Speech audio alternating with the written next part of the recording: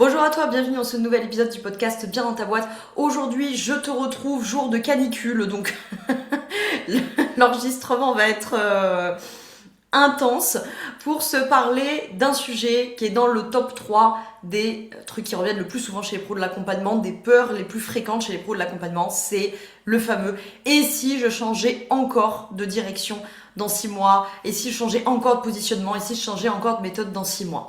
C'est vraiment dans les trucs qui reviennent le plus souvent avec l'illégitimité bien sûr, ça je pense que c'est vraiment top of the top de la liste, le sentiment d'être illégitime, la peur de pas être assez légitime, bon voilà, tout ce qui peut tourner autour de l'illégitimité. Les trucs qu'on retrouve aussi très souvent, c'est la question du jugement, d'avoir peur d'être jugé par soi-même, par les bénéficiaires, mais surtout par les autres, par les pairs, notamment par des pairs qu'on juge parfois plus expérimentés, parfois aussi plus académiques, plus universitaires, etc. Bon. Mais aujourd'hui, on va se concentrer sur cette peur-là, cette inquiétude, qui sort pas toujours de nulle part, d'ailleurs, parce que vous avez peut-être, si vous avez cliqué pour écouter cet épisode, vous avez peut-être déjà changé 45 fois de positionnement, direction, ou vous êtes en train de vous poser cette question de ça marche pas terrible en ce moment, est-ce que ce serait pas un problème de positionnement, de direction, blablabla, vous le sentez venir en disant bon c'est pas pour tout de suite mais on va finir par avoir un problème avec ça. Et puis c'est vrai que si vous écoutez des coach business ou je veux dire du contenu qui est un peu plus business, la question du positionnement c'est un truc qui revient tout le temps et voilà, avec lequel on vous matraque, c'est un peu péjoratif parce que c'est bien de faire attention à ça, mais c'est vrai que souvent on vous dit tout le temps attention, le positionnement, il est pas assez précis, il est pas assez ceci, il est pas assez cela, il est trop ceci, il est trop cela, et donc on l'a toujours un petit peu en obsession. Et tout n'est pas faux là-dedans. Donc, et puis je plaide coupable de l'avoir fait moi aussi, d'avoir changé plein de choses. Et ce n'est pas mauvais en soi d'en changer, surtout dans le contexte dans lequel on est, c'est-à-dire d'une crise du mode de production qui est quand même très avancée, qui contracte énormément les marchés. Et donc nécessairement, sur cette contraction de marché, il faut bouger. C'est-à-dire que jouer la conservation dans une situation qui est aussi tendue, où la contradiction est aussi forte, c'est pas nécessairement la meilleure idée, ou en tout cas il faut avoir énormément de capitaux dans tous les sens du terme pour pouvoir rester dans la conservation, c'est-à-dire ne rien changer. D'ailleurs, je pense que faites un petit peu le tour de votre secteur, même des plus gros de votre secteur. Il y en a pas beaucoup qui ont joué la conservation. Tout le monde globalement s'est un peu repositionné, a changé un peu d'angle, un peu de stratégie, de moyens de communication, à quitter les réseaux sociaux, à réinvestir ceci, à changer cela. Ça peut prendre plein de formes, mais on voit bien que tout le monde se met en mouvement, même les plus gros acteurs du secteur. C'est bien normal, parce que nécessairement, la contradiction, c'est un peu, être pris entre deux leviers, comme au milieu d'un casse-noisette, vous voyez. Et donc, nécessairement, au bout d'un moment, plus la contraction est forte, plus cette contradiction s'applique à vous, plus vous êtes pris en étau entre les deux forces, plus vous allez vous mettre à bouger pour essayer de vous extirper de cette sensation-là. Bon. En tout cas, pour les pros de l'accompagnement, il n'y a pas que ça. Il y a la thématique du marché, on va s'en reparler, mais il n'y a pas que ça.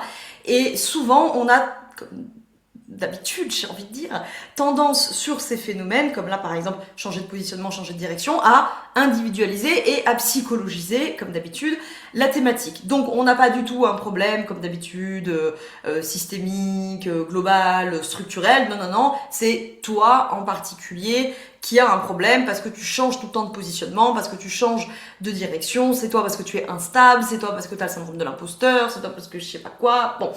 Et donc évidemment, vous pouvez avoir tendance effectivement à l'intérioriser et à dire en fait c'est moi le problème, je suis instable, je ne sais pas ce que je veux, je n'arrive pas à me positionner pour de bon, je change tout le temps d'avis, je change tout le temps de cible, blablabla. Alors au demeurant, encore une fois, comme je le répète à chaque fois sur ces sujets, ça ne veut pas dire qu'il n'y a aucun effet individuel, qu'il n'y a aucune variabilité individuelle, soyons pas structuralistes les amis. Donc bien entendu qu'il y a une part d'individualité, de vos contextes de vie à chacun et chacune, de vos personnalités, de vos enjeux, de vos préférences, de vos projets d'avenir, de vos disponibilités psycho-affectives, etc., etc. Mais il y a aussi des effets structurels. Le premier, j'ai commencé à l'évoquer, c'est la saturation du marché. Donc le marché de l'accompagnement est un marché, c'est un peu large, c'est un marché de l'accompagnement parce qu'il y a beaucoup de choses là-dedans, mais vous comprenez ce que je veux dire. Ce sont des marchés saturé, il y a énormément d'acteurs, d'accord, je vous apprends rien jusque là, hein. Donc nécessairement, quand on vous dit tout le temps, il faut que ton positionnement, il soit spécifique et que ça te différencie, machin, c'est vrai, hein, c'est pas faux comme conseil, mais effectivement, vous pouvez vous retrouver dans la situation de dire, ouais, non mais d'accord, mais il y a tellement de monde sur le marché, qu'est-ce que peut bien être un positionnement différenciant quand il y a autant d'acteurs, autant d'actrices, autant de professionnels, autant de spécialités, autant de modèles thérapeutiques, autant de cibles, autant de problèmes enseignés, autant de méthodes de prospective, enfin bon, bref. Le deuxième point structurel qu'il y a à ce sujet-là, c'est une culture. Culture, si vous m'écoutez à partir du centre impérialiste, ce qui la majorité d'entre vous, d'après les stats, de ce qu'on pourrait appeler l'Occident, d'accord, Europe de l'Ouest, Amérique du Nord. J'aime pas trop le faire en secteur géographique parce qu'il y a des pays qui sont de la périphérie impérialiste mais qui ont quand même la culture occidentale, entre guillemets, comme on dit, mais bon, vous comprenez ce que je veux dire. Nous avons plutôt une culture avec des épistémologies, des sous-bassements épistémologiques, hein, plutôt positiviste, plutôt relativiste et plutôt dualiste, voire franchement positiviste, franchement relativiste et franchement dualiste. Alors, si je suis en train de te parler chinois et que t'es en mode genre, qu'est-ce qu'elle raconte la dame, tu vas dans la description et tu écouteras après des podcasts que j'ai déjà fait sur l'épistémologie, tu comprendras ce que je raconte. Mais traduction, ça veut dire qu'on a plutôt, nous, une culture épistémologique. L'épistémologie, c'est comment je sais ce que je sais, hein, c'est la production de la connaissance. Donc, qui est plutôt d'accumuler des techniques, d'accumuler des outils, d'accumuler des instruments de mesure. Voilà, on n'a pas une pensée moniste. Alors, encore une fois, il y a des individus qui ont une épistémologie moniste, mais je veux dire, le contexte culturel hégémonique dans lequel on évolue n'est pas moniste, c'est-à-dire ne pense pas dans la globalité, ne pense pas le monde dans sa globalité, ne pense pas l'individu dans sa globalité, ne pense pas le monde et l'individu de manière indivisible, d'accord. Et le troisième point, c'est les effets structurels de votre accompagnement, d'accord. Le fait de pouvoir manquer de socle, manquer de cadre d'intervention qui est solide, manquer de posture. Or ça, on s'en a déjà parlé 25 000 fois, c'est votre territoire d'accompagnement. Donc c'est ce qui délimite le dedans du dehors, ce qui est dans l'accompagnement et ce qui est en dehors de l'accompagnement. Donc c'est littéralement ce qui définit votre place. Donc nécessairement, quand votre territoire entre guillemets d'accompagnement n'est pas clair, c'est-à-dire vous manquez de socle, le cadre, alors soit il est carrément inexistant, soit il n'est pas très très clair, la posture n'est pas solide, eh bien on a une mauvaise délimitation du dedans et du dehors, et donc nécessairement on a une mauvaise délimitation du positionnement, de sa place, et donc de sa direction.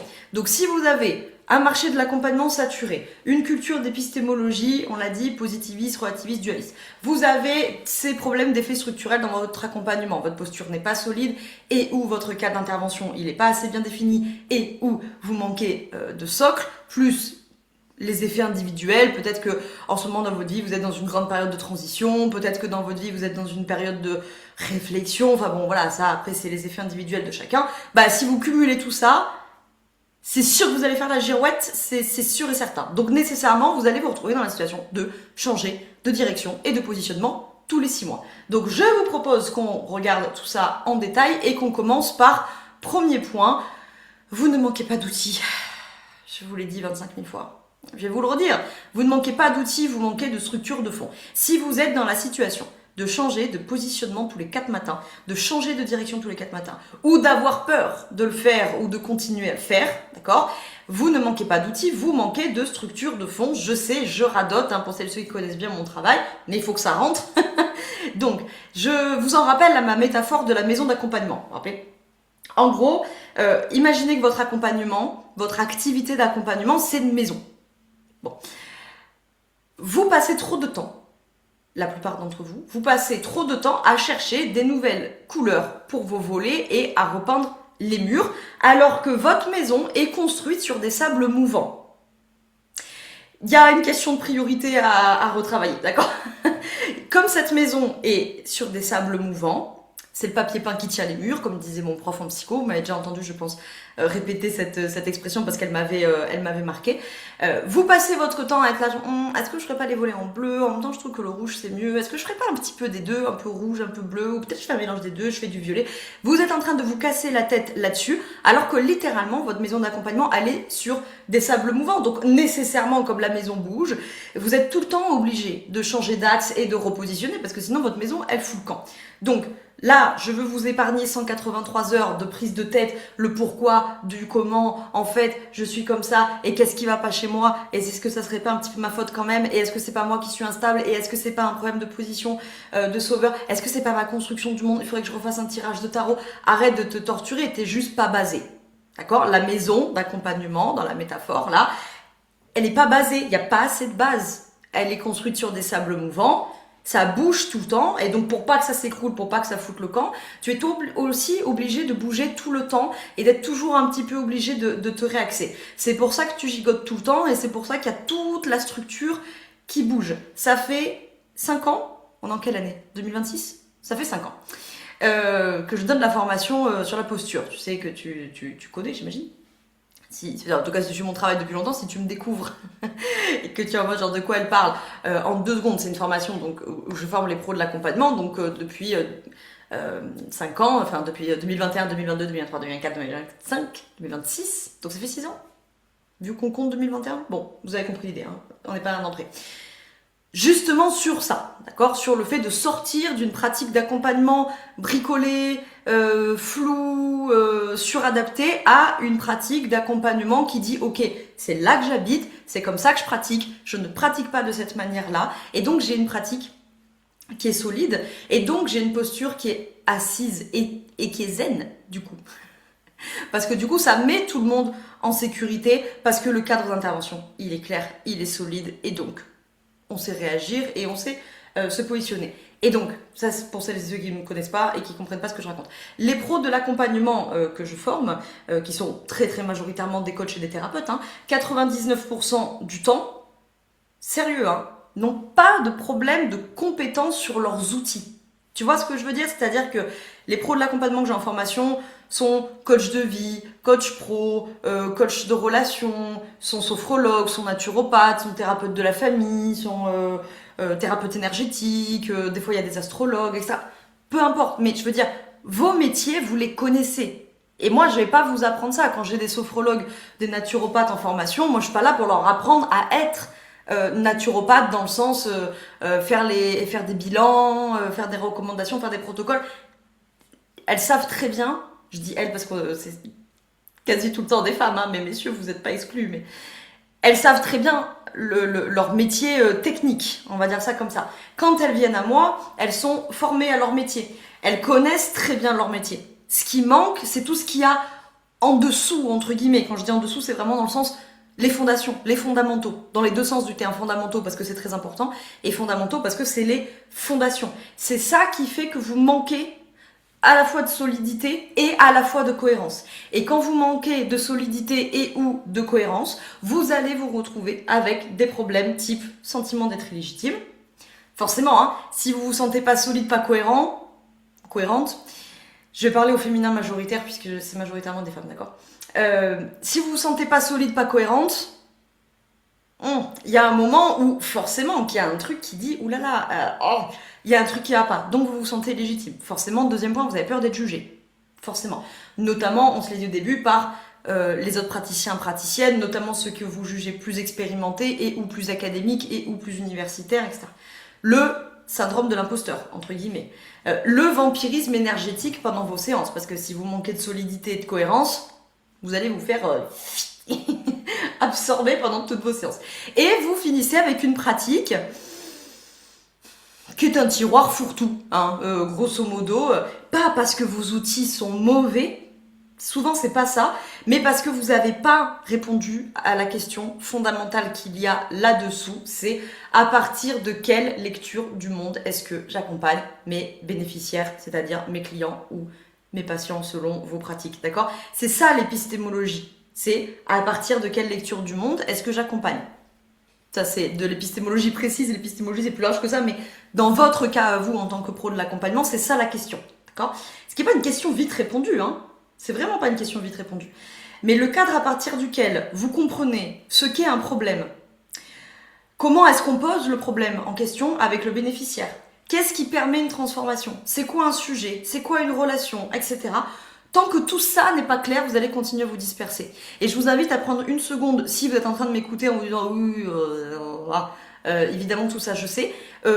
Croyez-moi d'expérience, puisque ça fait des années que je forme sur ce sujet-là. Je l'ai encore eu, ce cas-là, il y a 10 jours en permanence questions-réponses, avec des praticiennes qui sont hyper douées dans ce qu'elles font.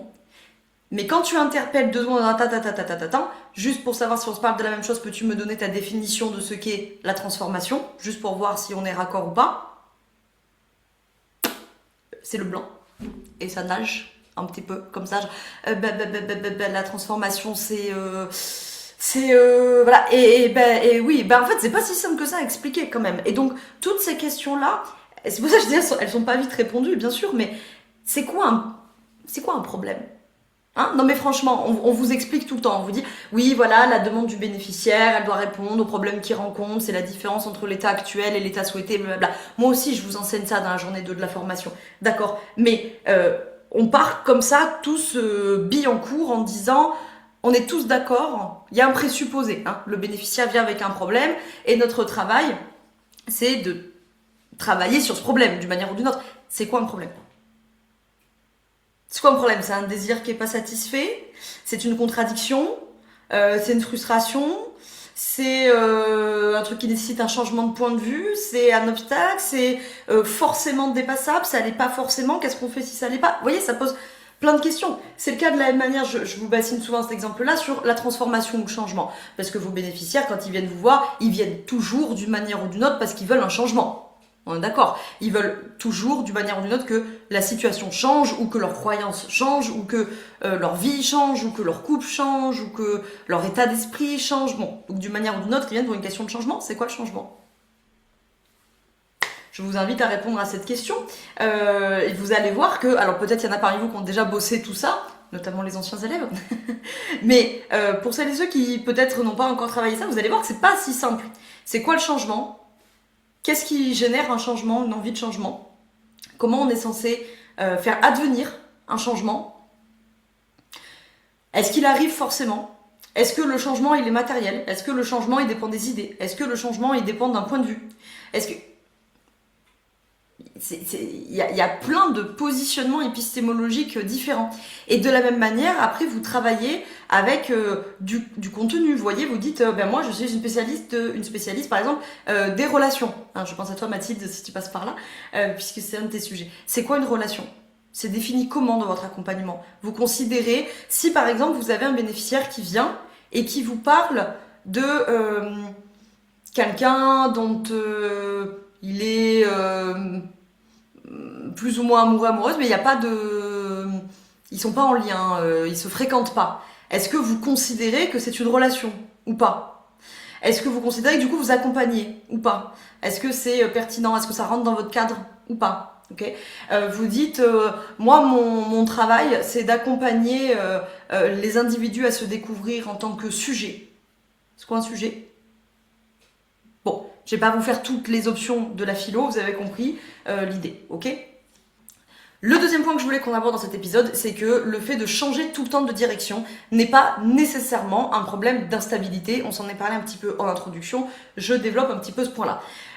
Comme je le disais plus avant, il y a souvent, comme d'habitude, une notion d'individualiser, de psychologiser les problématiques. Voilà, c'est toi qui es instable, tu sais pas ce que tu veux, tu vas jamais réussir si tu changes tout le temps ta vie, il faut que tu choisisses quelque chose et que tu en bouges plus, gna. Bon, morale de l'affaire, grosso modo ce qu'on vous dit, c'est toi qui manques de confiance en toi. Hein, grosso modo, tu sais pas ce que tu veux, machin.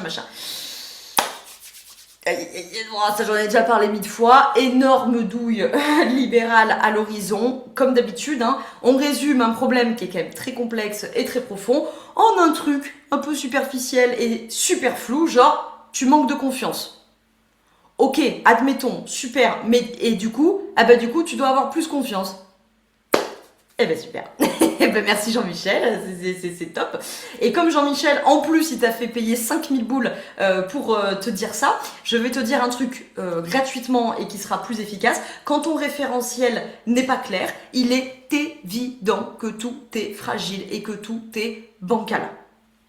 Il n'y a pas besoin d'avoir dépensé 5000 boules dans un super coaching, confiance en soi, je sais pas quoi, pour entendre ça. Je te le dis gratuitement, c'est cadeau, ça me fait plaisir. Déjà, tu évolues dans un marché, ou sur un marché, je sais pas comment il faut dire, saturé, très saturé, ultra concurrentiel. Il y a beaucoup d'acteurs, dont le mode de production sur lequel évolue ce marché, ou dans lequel évolue ce marché, d'accord, est dans une crise massive. J'en ai déjà parlé 45 000 fois. Donc les gens se méfient énormément avant d'acheter, hein, et puis c'est pas un reproche qu'on leur fait, nous aussi on est plus méfiants qu'avant, d'accord, parce que il y a une ribambelle de bourricots comme Jean-Michel qu'on a cité juste avant, qui te vendent du vent au prix de l'or, donc tout le monde se méfie, normal. Mais alors si du coup dans ce contexte-là, toi non plus, tu sais pas où t'habites, ça fait beaucoup de mouvements sur des choses qui sont déjà beaucoup en mouvement. Au bout d'un moment, le vent qui souffle sur du vent, ça fait que du vent. Hein. Y a pas de... ça fait des tornades même d'ailleurs, hein, sans surprise. Donc, quand tu sais pas où tu habites, forcément, chaque nouvelle méthode, chaque nouvel outil, chaque nouvelle trend, chaque nouvelle tendance te paraît plus pertinente que la précédente. Chaque nouveau discours va te paraître, entre guillemets, plus juste que le précédent. Alors bien sûr, c'est faux, et puis surtout, c'est épuisant, nécessairement. Une identité professionnelle qui est perpétuellement en chantier, c'est vraiment épuisant. C'est épuisant pour toi, bien sûr, parce que du coup, tu es tout le temps en train de tout questionner, de tout renégocier avec toi-même, de tout revoir, de tout recommencer, et on réfléchit, et la stratégie, et le positionnement, et ChatGPT, et les collègues, et tu repayes un coaching, et puis tout ce que ça génère d'anxiété, de pensée, de rumination, et si cette fois ça marche pas, et si cette fois et si c'était la bonne, et si j'ai tout investi, que de nouveau ça marche pas, c'est aussi épuisant pour ta cible. Parce que ça peut être confusant, parce qu'au bout d'un moment, ils sont en mode, elle change d'avis tout le temps, la bio Instagram, elle change toutes les 3 semaines, le site, il est tout le temps en chantier. T'es qui? Tu fais quoi? T'habites où? C'est quoi ton taf? On comprend rien, tu changes tout le temps d'avis. Bon, donc évidemment, c'est ok, c'est même bienvenu de se former en continu. Ne me faites pas dire ce que je n'ai pas dit, je parle pas de ça. Je dis que le problème, c'est quand rien ne te permet d'intégrer ces changements, ces nouveaux outils, ces nouvelles formations à une structure cohérente. Donc on fait les choses dans le bon ordre. D'abord on structure, on stabilise la structure. Et du coup après, en plus ça va t'aider pour tes formations, parce que plutôt que de te former, tu vois, partout, tout le temps, à tous les outils, tous les formateurs, toutes les formatrices, tous les nouveaux trucs qui font un peu objet brillant, genre oh là là, ça a l'air super, oh pétard, il faut que je fasse ça, oh mon dieu, tout le monde a fait ça, il faut que je le fasse moi aussi. Et tu te retrouves, non mais je dis ça, je vous ai en formation toute l'année, je sais. J'ai ces cas-là tout le temps, des élèves qui me disent j'ai des dizaines, des vingtaines de formations, d'outils. Et après, j'ai tous mes outils là devant moi et j'ai envie de tout utiliser parce que je me suis quand même pas formée, investi du temps, de l'argent et de l'énergie pour rien. Donc j'ai envie de les utiliser. Sauf que comme j'ai accumulé dans une structure qui n'a pas été pensée à la base et qui n'est pas cohérente, maintenant je me rends compte qu'en fait j'ai beaucoup d'outils qui sont contradictoires entre eux. Et du coup, voilà, maintenant je suis enquiquinée. Donc vous avez perdu du temps, de l'argent et de l'énergie. Et en plus, vous avez du mal après à refaire une structure cohérente, ou quand vous allez faire une structure cohérente, vous allez devoir enlever des trucs, c'est dommage. D'accord ? Troisième point de cet épisode, travaille le fond. Donc, comme je viens de le dire, tu vas t'épargner beaucoup de temps, d'argent et d'énergie. Si tu te retrouves dans ce que je viens de raconter, ou que tu as peur de t'y retrouver, tu n'as pas envie de t'y retrouver, tu dois absolument travailler le fond de ton accompagnement. On n'ajoute pas de nouveaux outils, d'accord ? Là, si vous m'écoutez à la sortie de cet épisode, vous êtes en juillet 2026. Si vous m'écoutez là à la sortie ou dans l'été, d'accord ? C'est juillet-août 2026, là, ou peut-être plus tard, si vous l'écoutez plus tard, c'est pas grave. Ma consigne, vous ne passez pas votre été à dire « c'est super, c'est l'été, j'ai du temps », je fais je me forme à un nouvel outil. Non, non, c'est interdit. D'accord ? Je vous l'interdis. Sauf celles et ceux parmi vous qui ont déjà mis au clair tout ce que je vais dire juste après. Vous avez le droit. Sinon, les autres, par pitié, rendez-vous service, gardez vos sous, et votre énergie, et votre temps, et vos espoirs, Travaillez ce que je vais vous dire là et après vous rajouterez des outils, vous rajouterez des volets à votre maison, vous changerez les peintures, vous referez les façades, vous changerez les lampadaires, vous referez la cuisine de votre maison, il n'y a pas de souci. Mais par pitié, commencez par avoir une adresse postale, un terrassement qui tient la route, des fondations solides et des murs qui tiennent droit et qui sont solides avec une toiture qui tient dessus. Voilà. Et quand vous avez ça, j'ai envie de dire, c'est déjà pas mal. Bon, donc... Vous n'ajoutez pas, faites ce que vous voulez, c'est mon conseil, n'ajoutez pas de nouveaux outils tant que vous n'avez pas une vision très claire des 4 points qui suivent. On y va, petit 1. On n'ajoute pas de nouveaux outils tant qu'on n'a pas une vision claire, des bases épistémologiques. C'est-à-dire, tant que vous n'êtes pas capable de répondre précisément et de manière relativement concise et synthétique, ce qui, je le rappelle, pour arriver à faire une réponse concise et synthétique, nécessite de l'avoir beaucoup développé pour être capable de le synthétiser. C'est quoi l'humain pour moi?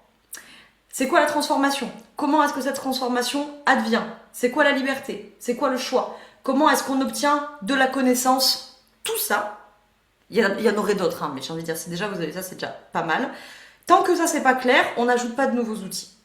D'accord? Je te mets dans la description un lien vers un épisode de podcast que tu as peut-être déjà écouté si tu suis mon travail, mais que tu n'as peut-être pas écouté si tu me découvres ou que tu les écoutes pas nécessairement tous les uns à la suite des autres, sur l'épistémologie pour t'aider à éclaircir ces sujets. D'accord? Deuxième point, le cadre d'intervention. Donc c'était, on n'ajoute pas de nouveaux outils tant qu'on n'a pas mis au clair ces bases épistémologiques. Au moins, à minima, vous avez dégrossi le truc. Deuxième point, votre cadre d'intervention. Qui j'accompagne pas, quel sujet je traite, quel sujet je ne traite pas, quelles sont mes conditions d'accompagnement, lesquelles sont intouchables, lesquelles sont conditionnelles, si elles sont conditionnelles, quelles sont ces conditions, etc. Troisième point, votre référentiel d'accompagnement. Ça, je vais passer vite parce que pour le coup, là, ça dépend de votre métier. D'accord ? Donc mon référentiel à moi, par exemple, ça va être la systémique. Il y en a parmi vous qui m'écoutez, votre référentiel c'est la psychanalyse, pour d'autres c'est la TCC, pour d'autres c'est les humanistes, pour d'autres ça dépend de vos métiers, je peux pas trop vous donner des exemples, peut-être que chez les sophrologues il y a des référentiels, je sais que chez les astrologues par exemple il y a des astrologues humanistes, il y a des astrologues... je veux pas dire de bêtises, vous vous offusquez pas si je dis bêtises, qui accompagnent avec de l'astrologie sidérale, de l'astrologie tropicale, etc. Bref, vous voyez, je peux pas vous donner des exemples pour tous les métiers, je connais pas tous les référentiels de tous les métiers par cœur, mais votre référentiel d'accompagnement. Okay. Et le quatrième point, c'est votre rapport au pouvoir dans l'accompagnement. Est-ce que j'ai une posture verticale? Est-ce que j'ai une posture horizontale? Comment est traité le consentement du bénéficiaire de manière théorique? Comment est traité le consentement du bénéficiaire de manière pratique, etc. Okay. Je vous résume les 4 points. Vous n'ajoutez pas de nouveaux outils. Par pitié, économisez votre temps, votre argent et votre énergie.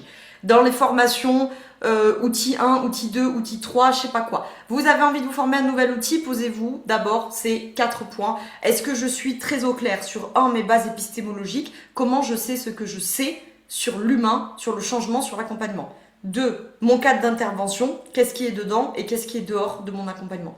3, mon référentiel d'accompagnement, ça généralement c'est le point qui va le plus vite, c'est celui que vous connaissez mieux. 4, votre rapport au pouvoir dans votre accompagnement. D'accord? Quand vous aurez mis ces 4 points au clair, là déjà, franchement, déjà vous aurez une vraie sensation d'assise, d'accord? C'est ça que je veux dire avec la formation posture, tu vois. C'est bien sûr la posture d'accompagnement, mais c'est aussi le fait que, voilà, je suis là, je suis assise, je suis ancrée, je suis basée, comme on dit en politique, dans le monde militant, d'accord? Je suis basée, je suis sur mes bases, je sais où j'habite, d'accord? Dans la formation posture, vraiment, les élèves, ils passent beaucoup de temps évidemment sur ces sujets, donc je sais combien c'est un gros travail, mais je l'ai fait moi aussi, donc je sais que c'est un gros travail, je sais que ça paraît être un gros chantier, je sais que quand on commence à se mettre là-dedans, on est en mode genre oh là là mon dieu j'ai vu la matrice, en fait je suis en train de tout remettre en question, etc. Y est laissé, mais vraiment, je vous assure, premier degré, ça va vous faire gagner un temps. Mais un temps, oh là là, pour la suite. Vous voyez, je vous prends notre exemple que j'ai eu l'autre jour, en permanence question-réponse, où on me demandait de donner un exemple de ce qu'était une montée en abstraction quand on est face à une contradiction théorique, machin. Bref, ça fiche. Donc j'ai répondu à ça en prenant l'exemple du burn-out. Alors, ce travail de décortiquer ce qu'est le burn-out, de monter en abstraction, puis de revenir à la pratique concrète, c'est un cours que j'ai préparé pour le niveau 2, donc pour celles et ceux qui viendront en formation niveau 2. Donc le niveau 2, c'est accompagné avec une vision systémique. Vous verrez ça en formation. Qui reprend en février 2027. D'ailleurs, soit dit en passant, pour la 4e édition, mais qui n'est accessible qu'aux élèves qui ont fait le niveau 1 ou si vous avez été formé avec d'autres formatrices avec les compétences équivalentes. Je te mets le lien dans la description et tu vas voir, tu descends un petit peu la page, il y a un endroit, c'est quoi justement les compétences qu'il faut pour venir au niveau 2 si tu n'es pas un ou une ancienne élève du niveau 1, donc de la formation posture. Bref. Et donc, je disais, tu pars de l'expérience sensible, d'accord? Donc tu pars d'un vécu, d'un constat, d'une contradiction, ok? D'une expérience sensible. Tu fais l'expérience de il y a un truc qui va pas, ok? La montée en abstraction, c'est le fait qu'il va falloir aller décortiquer, nous on dirait catégoriser, d'accord? Pour aller chercher quels sont les autoristes, ou dans ta tête si tu connais déjà, qui ont des concepts pour expliquer ça. Ok? Je vous prends un exemple concret. Le burn-out, en 2 mots, c'est un peu plus compliqué que ça, mais le but là n'est pas de faire un cours sur le burn-out, d'accord? Donc on va aller vite. Le burn-out, tu pars de ton expérience sensible, tu connais rien, t'as pas d'infos, ok? Le burn-out, c'est quoi? C'est l'épuisement professionnel. Bon, ok. Alors souvent on s'en tient là. Bon, j'ai envie de te dire, c'est mieux que rien, mais enfin une fois qu'on a dit ça, on n'a rien dit. On n'a pas dit qui est concerné, on n'a pas dit pourquoi, on n'a pas dit comment, on n'a pas dit ce qu'on fait, on n'a pas dit pourquoi il y a des gens qui sont concernés et pas d'autres, etc., etc. Bon. Alors, comme d'habitude, la vision libérale, elle aura souvent tendance à vous dire c'est individuel. Ah ben, il y a des gens qui savent gérer leur stress et d'autres non. Il y en a qui ont de la résilience. Hein. Puis il y en a qui en ont moins. Bon, moi je suis pas convaincue par ces trucs-là, vous le savez. Donc, ce que je vais commencer par faire, nous en France, nous avons beaucoup de chance. Nous avons des instituts statistiques, comme l'INSEE par exemple, qui font un très bon travail parce qu'ils nous permettent de décrire le réel. Ça ne sert qu'à ça. Je le précise. Pour celles et ceux qui des fois s'en tiennent à les statistiques on dit que. Non mais d'accord, mais les statistiques, elles s'expliquent pas, elles décrivent. Bon. Là, avec le burn-out, donc je regarde un petit peu concrètement c'est quoi les stats. Et puis en fait, bon, je te avance rapide, hein, sinon on en a pour 1000 heures. On décortique et en fait on se rend compte que quoi? Il y a 2 choses. Il y a 2 grands profils concernés dans la thématique burn-out. C'est les postes à responsabilité, particulièrement les métiers du care, okay, du soin au sens large. Mais il n'y a pas non plus que eux. D'accord, il y a aussi éventuellement des profils managers, chefs de projet, etc. Donc on voit qu'il y a quand même le côté avoir la responsabilité de projet ou de vie humaine, ou de vie tout court, quoi. Okay. Et la deuxième grande catégorie qui est plus concernée par le burn-out, c'est les femmes. Bon. Donc là, une fois qu'on a ça, on a le niveau descriptif, on a les stats. C'est déjà très bien. Mais si on s'arrête là, bon, on a décrit le réel, c'est mieux que rien, mais on n'est pas allé beaucoup plus loin. Là, la montée en abstraction, c'est là que vous devez faire intervenir vos concepts pour comprendre. Moi, par mon épistémologie, ce qui me saute aux yeux tout de suite, c'est la thématique du travail nécessaire. C'est-à-dire le travail qui ne peut pas ne pas être fait. Le travail nécessaire, là tu le vois, en fait, les gens qui sont particulièrement concernés par la thématique du burn-out sont des individus dont le travail nécessaire est énormissime et qui en fait va dépasser leur capacité de reproduction. Et donc au bout d'un moment, tu vois, le travail nécessaire est plus important que la capacité qu'ils ont à reproduire leur force de travail.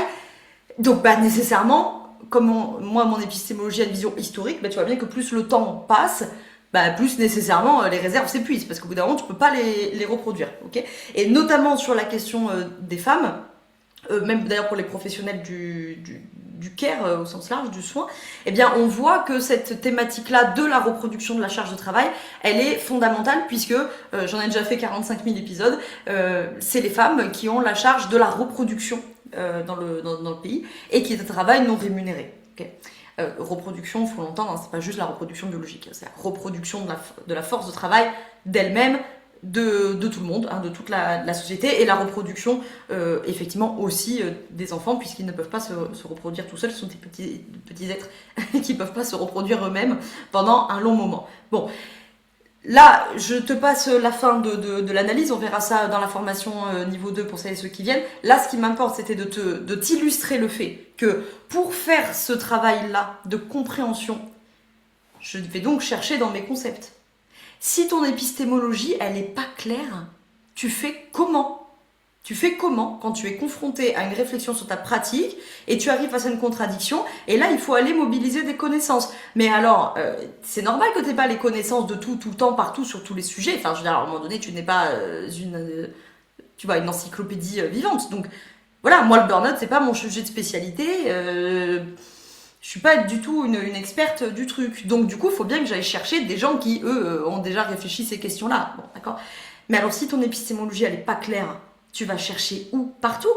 Dans toutes les épistémologies, dans tous les auteurs, dans toutes les autrices, dans toutes les options. Et donc, alors déjà, ça va te prendre un temps de zinzin, déjà. Et surtout, à la fin, tu arrives nécessairement avec une explication qui est peut-être pas catastrophique, mais qui est quand même pas terrible, parce qu'en fait, elle mélange trop de visions du monde, tu vois. Et donc, tu te retrouves avec quelque chose qui est, alors, soit foncièrement catastrophique, soit qui n'est pas catastrophique, comme on dirait, il y a du vrai dans l'erreur. Voilà, c'est-à-dire, tout n'est pas faux là-dedans, mais en fait, c'est pas cohérent. C'est pas cohérent, du coup, c'est pas solide. Du coup, comme c'est pas solide, toi, tu le sais, tu le sens. Du coup, t'en parles pas avec la solidité de quelqu'un qui dit « Voilà où j'habite, voilà ce qu'on sait, voilà les concepts que j'ai mobilisés. Je suis ouverte à la critique, il n'y a pas de problème, par contre, je sais où j'habite. Donc ça, je l'affirme, ça, j'ai un doute, ça, je sais pas, et ça, je suis sûre de mon coup. » Et des fois, vous tomberez face à des collègues qui seront meilleurs que vous et qui vous mettront en échec sur ce que vous savez, et c'est pas grave, c'est comme ça que vous allez avancer. C'est cette contradiction qui va dire, en fait, il a raison, donc du coup, je révise mon positionnement. Il n'y a pas de problème, c'est comme ça qu'on évolue. Mais par contre, si vous n'êtes pas positionné parce que vous savez pas où vous habitez, déjà, vous n'allez jamais être contredite. Ça, déjà, petite astuce que je vous donne, quand vos collègues ne sont jamais, collègues, bénéficiaires, que sais-je, ne sont jamais capables de s'opposer à vous, c'est que vous dites rien de pertinent. Si on ne peut pas vous donner tort, c'est que vous n'avez rien dit de très clair, grosso modo. Hein. Ça, déjà, ou alors vous avez dit de banalité affligeante du type « c'est pas gentil d'être méchant ». Bon, ok. Deuxième chose, pour revenir à ce que j'étais en train de raconter, c'est que voilà, vous allez pondre une analyse qui aura sûrement du vrai dans l'erreur, mais qui est pas très solide, pas très cohérente. Et comme j'étais en train de dire, si c'est pas solide, pas cohérent, puis je l'ai dit plus avant dans le podcast, voilà, vous vous sentez pas légitime parce que vous sentez bien que tout ça n'est pas très costaud, n'est pas très cohérent, vous allez pas trop oser prendre la parole là-dessus, en faire, je sais pas moi, des podcasts, des newsletters, que sais-je, ou vous allez toujours être dans la peur que quelqu'un vienne vous retoquer, de pas savoir quoi répondre, et vos bénéficiaires ou vos prospects, vos abonnés, ils le sentent aussi, que c'est pas mauvais, mais c'est pas basé. Et quand le marché il est aussi saturé que ce qu'il est, vous avez besoin de vous démarquer. Et pour vous démarquer, il faut que ça tienne un peu la route. Parce que, encore une fois, je caricature, mais vous comprenez ce que je veux dire. C'est que si vous êtes pro de l'accompagnement, vous êtes thérapeute, vous êtes coach, et que grosso modo, tous vos posts Instagram consistent à dire c'est pas gentil d'être méchant, mais évidemment que tout le monde vous aime bien. Évidemment. Voilà, vous avez dit quelque chose, 98% des gens sont d'accord avec vous.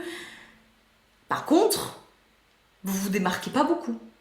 Voilà, vous avez dit un truc, c'est ce que je disais, qui est pas catastrophique, qui est pas faux, qui est pas mauvais, mais qui... voilà. Alors, si tu veux travailler sur tout ça, deux choses à te proposer. La première option, il fait une chaleur à crever. Hein. Si vous m'écoutez au moment où... J'espère que quand vous m'écoutez, on n'est plus dans la canicule. Ça a commencé à redescendre cette température, parce que... En même temps... Qui aurait pu prédire qu'il ferait de plus en plus chaud d'été en été. Bon, alors la première option, si tu veux creuser ça, petit investissement, petit tarif, petite énergie, c'est les replays de l'immersion posture, donc qui s'appelait Reprendre la main sur ta posture. Donc c'était en octobre 2025. Donc vous pouvez acheter les replays. De ça coûte 47 € d'acheter les replays.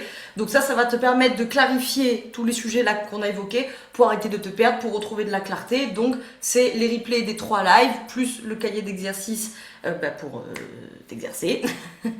Plus il y a 4 replays de masterclass qui sont offerts aussi en bonus. Donc ça te fait pas mal de choses quand même. Donc moi ça je pense que voilà, si tu étais présent à l'immersion d'octobre 2025, ne le rachète pas. Tu as gardé l'accès, d'accord ? Pour les autres, tu vas dans la description, tu peux acheter ces 3 replays plus les 4 masterclass plus le cahier d'exercice 47 €, c'est pas un budget énormissime, t'as de quoi bosser cet été. Je pense que déjà le temps de faire les 3 replays, les 4 masterclass, remplir le cahier d'exercice, plus toutes les réflexions que ça va générer, pas mal. Ok, pas mal. Si tu veux aller beaucoup plus loin, après il y a la formation posture. Alors la formation posture, elle revient pas avant le printemps 2027, je ne sais pas encore exactement la date parce que moi je pars en congé mat début octobre 2026 là, et donc du coup il n'y a pas la session du mois d'octobre. Pour celles et ceux qui ont suivi, je radote. Donc on reprend au printemps, c'est plus français Laura, au printemps 2027. Donc, de 2 choses l'une.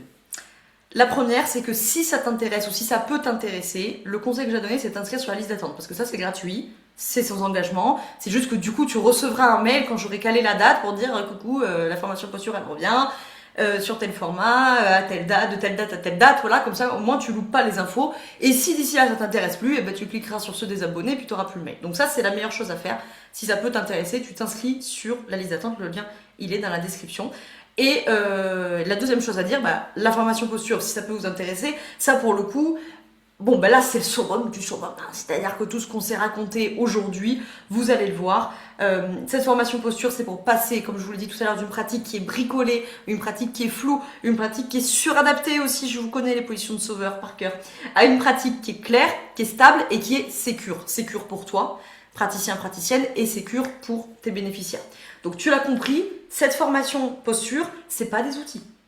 Si tu veux une formation pour rajouter un outil, rajouter une corde à ton arc, ne viens pas la faire, c'est pas l'ambiance, d'accord? Cette formation, c'est si tu sens que tu as besoin de retrouver de la cohérence dans ta pratique, de la solidité, de la lisibilité dans ta pratique et une posture, bien sûr, qui s'effondre pas tous les 4 matins au gré des nouvelles angoisses et des nouvelles tendances de ton secteur. Ok. Là, si tu es dans ce cas, alors effectivement cette formation, ça peut vraiment être un tournant pour toi, puisque vraiment le but c'est de faire ou de refaire les fondations de ta fameuse maison d'accompagnement pour que tu aies vraiment un truc solide.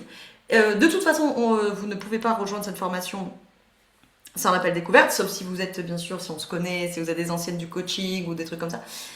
Donc de toute façon, en appel découverte, on fait le point. Ça dure 30 minutes, c'est gratuit, c'est sans engagement, pour voir justement si c'est vraiment fait pour toi, etc. Comme je dis tout le temps, moi j'ai pas plus d'intérêt que vous à ce que vous veniez en formation si ça vous aide pas. Franchement, j'ai pas plus d'intérêt que vous à ce que, 1, vous soyez pas content, 2, à ce que ça plombe l'ambiance du groupe parce que vous avez rien à faire dans cette formation. Donc j'ai aucun intérêt à vous vendre à tout prix la formation, puisqu'après on va passer des mois ensemble. Je vais vous superviser pendant des mois, j'ai pas envie de vous superviser pendant des mois si vous avez pas envie d'être là. Donc pour l'instant je peux pas vous donner les dates précises de la prochaine promo qui sera la promo 13 déjà en 2027 parce que ça dépend de bébé. Donc inscrivez-vous sur la liste d'attente, comme ça vous aurez toutes les infos. Et qu'est-ce que je vous ai pas dit? C'est déjà pas mal. C'est déjà pas mal, j'espère que cet épisode t'a plu et je te retrouve dans 2 semaines pour le dernier épisode du mois de juillet. Et en août, je verrai si je fais des épisodes. Si j'en fais pas, c'est les vacances. Si je fais des rediffs parce que c'est les vacances, on verra. En tout cas, merci de l'avoir écouté jusqu'au bout. Bon courage, restez hydratés, restez à l'ombre le plus possible. Et force à toutes celles et ceux qui souffrent de la chaleur pour X et Y raison de votre métier, de vos conditions de santé ou je ne sais quoi. Et je vous retrouve très vite. Ciao, ciao.